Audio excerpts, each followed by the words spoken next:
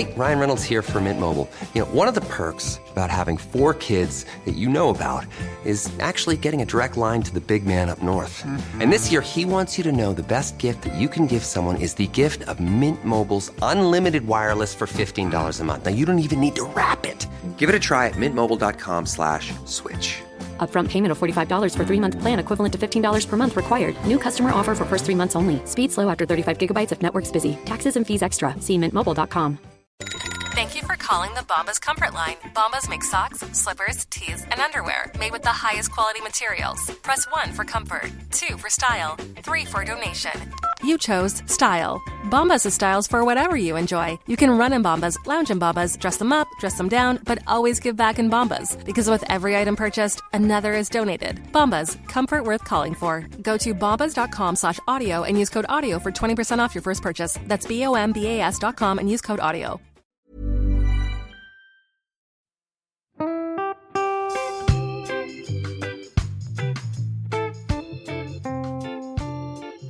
You have to put quite a lot of energy into these events. I mean, we always say it's exhausting, don't we? Exhausting. Even going to a sober group event where you come out and your face hurts from smiling so much. Yeah, but at least it's from smiling. So, yes, your face doesn't hurt from frowning. No, it's good. Why have I got all these frown lines? Although after this podcast, my face hurts from frowning. Looking at you for so long. What are you going to say from laughing? Laughing. But it is exhausting, these events, going out and being sober. And you've got so many things going on in your head. You've got all the mantras that you need and all the things you have to remember, and the effort that you're taking to socialise and to stay sober. So it can be good to look at that menu before, so you don't have to actually choose. You go along knowing what you're going to have. Yeah. So you don't have to kind of do all the things that you're trying to do, as well as choosing what you're going to have to eat. Yeah, it sounds really awful. It sort of takes all the excitement out of going out for dinner and the fun out of it, looking at the menu online, but it can help. And the other one I would like to add to this as well, which I've from experience, is take cash. I know none of us take cash anywhere anymore, but it can really help to take some denominations of, say, tens.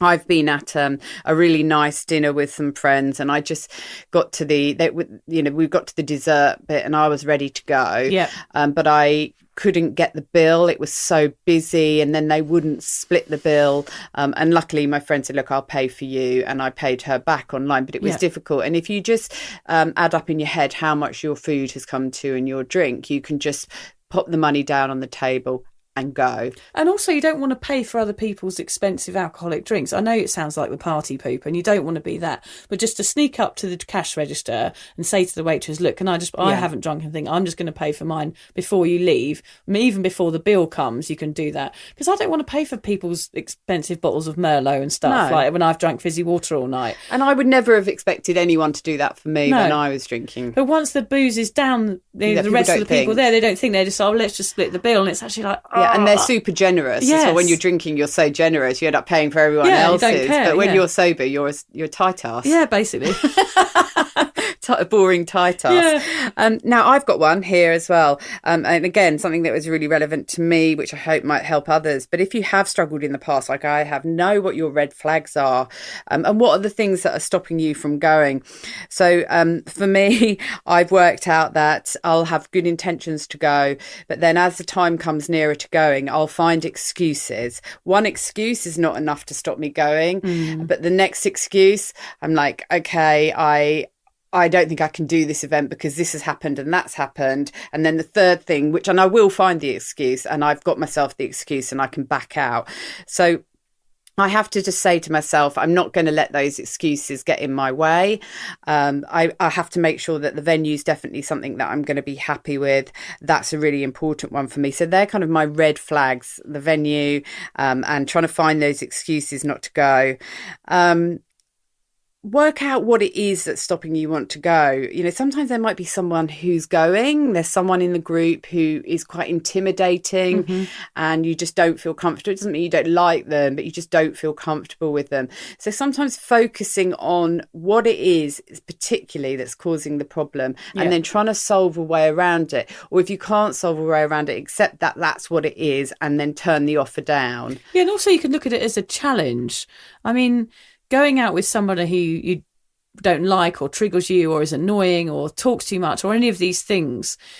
In life, we have to socialise with people we don't like often. It's something that comes up, even if it's just because they've said something you don't like in the moment.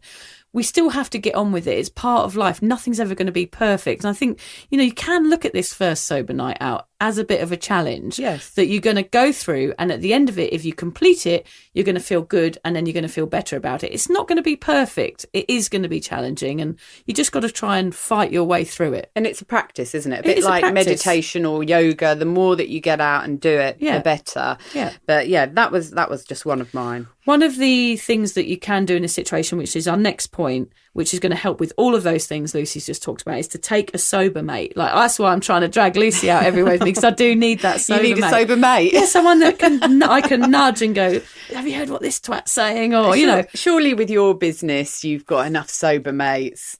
Yeah, I've got a few, but you're my favourite. God, I nearly gagged on my drink then. She's got her lovely tea there in her glass casket. Is that what it's called? No, I don't know what they're called. They're really cool. Tea thing, yeah. These are really cool We'll put a for photo. anyone. We might, I might just mention it. Our tea things. We're not being sponsored or anything. Yes, we're not. Nothing to do with that. But no, we've both got these flasks. I got you one from T2. Yes. But they're insulated flasks and they're really cool to put tea or coffee in when you're going out. Yeah. And so you've just got something to drink while everyone else is down in their wine or their beer. Take one of those out. I mean, they're great. Yeah. The sober mate is there to support you and give you inspiration. I was saying to Lucy that it's a really good idea, if you can, is to go out with someone who's a bit further along the line with you than you on this sober journey, so that you can be sort of inspired by their behaviour. If they're acting like normal and not looking scared and having normal interactions with their friends and even dancing and just doing things that normal people do on a night out, then it's going to really inspire you to reach that point and keep going until you can be as confident as that person. So watch and learn from them, see how they interact. It's good to have someone there to back you up if there's people hassling you as well, like, why aren't you having a drink? Oh, what's wrong with you? Go on, just have one. If there's somebody there saying, look, they're like me, this is why we're doing this, somebody who's going to be more vocal and more confident telling them about their sobriety journey, that's always going to be great. Someone to pump you up as you're getting ready, that's fantastic, while you're getting ready at home, and someone to gossip with in the taxi on the way home. Yeah, talk about how pissed everyone was and how they were all making such fools of themselves. Yeah, how much better you are than everybody. Yes, how high and mighty we are with our noses in the air. And someone to order a pot of peppermint tea with, so you don't feel like a right loser on your own. Yeah, and someone to give you accolades. We talked about accolades last week. Someone to go, look, you're all right. Yeah, you're nothing's doing really happening. well. There's no need to feel anxiety. You're doing really, really well. I'm here with you. Sometimes you just need that person. So if you can get a sober mate to come out with you on your first sober social, then we highly recommend it. Will you come with me, Vic? Nah. Ah, she's such a sorry, such mate. A cow. I'm busy that night. You are horrible. But I want to watch and learn from the master. Yeah, the guru. Look how I interact with fellow humans. I was thinking you should have read out the tag. I gave you a scarf last week. Yes. And what did I put? Can you remember what I put on the tag? No. It said to my guru. Oh, yeah. With love and thanks. You poor misguided fool. You are the master. You are the person I need to learn this stuff from. I should be taking advantage. I'm so lucky to have you. I better not relapse. Oh God, that honestly, what would happen if you relapse? Well, I would have to. I'd be as well, absolutely wouldn't mortified if you did. I'd be absolutely. You worry about me, don't you? I do worry about you. Sometimes it worries you. I don't answer the phone in the morning. I'm like, oh gosh, hope Lisa's all right. Hope she doesn't relapse, passed out in a gutter somewhere. Right. Next one. Take time out to process emotion. When I used to go out as a drinker, I drank through any emotions I was feeling. I numbed out excitement with a cheap red and dissolved shyness into a pint of Kronenberg. So try to let emotions pass through you and not react to them. Then let them go. That is really important because that's what we learn in this sober journey. I know I keep saying the word journey, which is extremely cheesy, and I hate it. So you can punch me in the face, Lucy, every time I say it. I don't mind the word. I don't. But it is a journey, and it is a learning process. And a practice. Feeling, yes, a practice. Yes, a meditation of sobriety.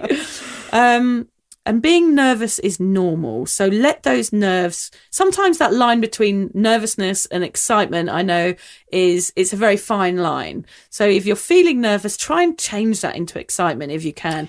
And I think for people like us who have drunk for so long, any feeling that came to us, if it was nervousness, if it was excitement, what we do, pick up a drink. Yeah. So what we've got to do is learn to be able to go out and feel those feelings, but not pick up that drink. And it really goes against everything we've been doing for many years. Yeah, and that's why it's hard, because it is totally the opposite of what you've been doing all of your life. So of course it's going to be hard. Take deep breaths and remember your why. Why are you doing this? Why have you chosen to not drink? Play the tape forward. It's our favourite saying. Always play that tape forward. Remember what would happen if you did have a drink. That first one, that second one, then you wriggling around on the dance floor like a dead fly with your knickers in the air. I mean, it's happened to me before, Lucy. I'm sure it's happened to you. Oh, God, yeah. Many times. So you don't want to get to that point. You know what the results are. You know what the hangover's like, the shame, anxiety, the guilt, all of that stuff. So wind it back and remember why you're doing this. So stand up tall as well. That's really important as well. Yeah, be Lucy. proud of what you're doing. Be proud of what you're doing in that situation. You don't need to be nervous. You need to feel good. You've got this. You are going to be fine. You know, one of the great things about being sober is you know that you're not going to make a fool out of yourself. You've done it all. You've been there. You've done that. You know that you're going to wake up the next day and feel amazing without any regrets. So you've got this. Do stand up tall and realise that you're the one making a good decision here in this environment. And also to accept that it might be really boring being in a place where everybody else is drinking and they can't really string a sentence together. It's okay to feel that. You might be thinking, oh, I'm boring for thinking this is boring because I used to find this kind of thing so much fun and everybody else is enjoying themselves. It's quite normal if you're in a room of people who are drinking to be bored senseless and you don't want to listen to the shit that's coming out of their mouths. No. I mean, you've got to redefine boring. You've got to redefine fun. Yeah. That's our main message here. It's like, it isn't going to be how it used to be. It's going to be changed. different. It's going to be different.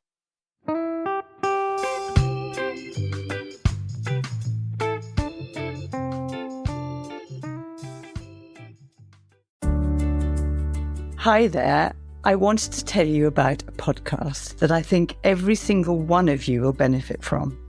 It's called Therapy Works, and it's hosted by me, Julia Samuel. I'm a best-selling author and psychotherapist. I invite you into my therapy room where I speak to either a known or unknown guest. Topics range from the difficulties of divorce, a life-changing illness, to the struggles of motherhood. Search Therapy Works now wherever you get your podcasts and subscribe to make sure you never miss an episode.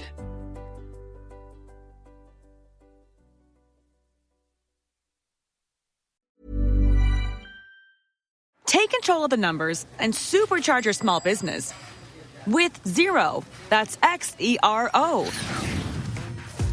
With our easy-to-use accounting software with automation and reporting features, you'll spend less time on manual tasks and more time understanding how your business is doing. 87% of surveyed U.S. customers agree Xero helps improve financial visibility. Search Xero with an X or visit Xero.com/Acast to start your 30-day free trial.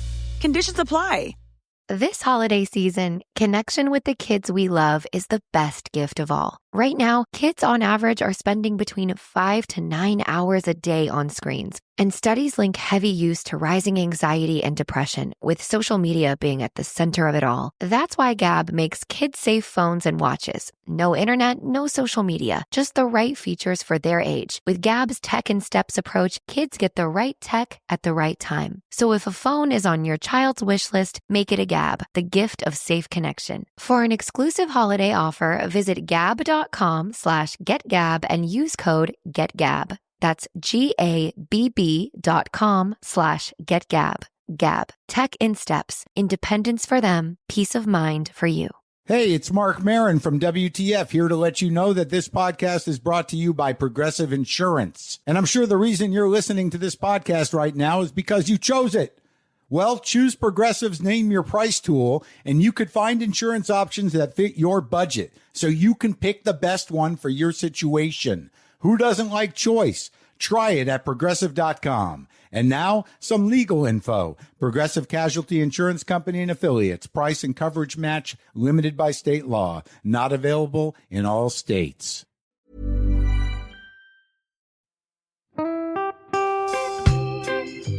So, as you probably know, my comedy memoir, 1,000 Wasted Sundays, is officially out. All my magnificent fuck-uppery in one awkward hit. If you'd like to get your hands on a copy, it's now available from all good bookstores. We always say all good bookstores, don't we? Yeah. Are there bad bookstores? No, it's probably ones with moody sellers. Oh yeah, really depressed librarian folk. Yes, okay, good. So there are probably some, but we're only storing it in the good ones. It's only made it into the goodies. You can also get it from all good online retailers. The print version and ebook are out now, and the audiobook will be available in March. I've been writing my memoir for 5 years. It will make you laugh, cry and cringe, and hopefully inspire a few people to reconsider their relationship with booze. If you love the podcast, then I think you'll love the book, even if I do say so myself. Hamish has read it. What did you think? I feel like I know a little bit too much about you now, to be honest, Vic. Look, I really loved it. It was hilarious and surprisingly moving, but I feel like I've seen you naked in a literary sense. Yeah. Does that make sense? Yeah, that's worrying. Yeah. From an emotional point of view, seriously, it wobbled my teeny weeny wooden heart, Vic. Okay. My teeny little wooden heart. Well, his wooden heart is broken. Anyway, so if you do manage to get your filthy mitts on a copy, please do me a favour and head to goodreads.com and give me a review. Doing that will help me get it out there to those that need a bit of sober support. So there you have it. My story, unwanted warts and all. Come and get awkward with me. Not to be too demanding or anything, but seriously, go and buy it now. Yeah, go and buy it right now. Yeah, don't just tell your friends, buy it, and then buy your friends one or two. Yeah, don't give them a copy, buy it. Yeah. And you know what? Don't be careful where you store it. If you lose it, you can always buy another 5. Buy another one. Yeah.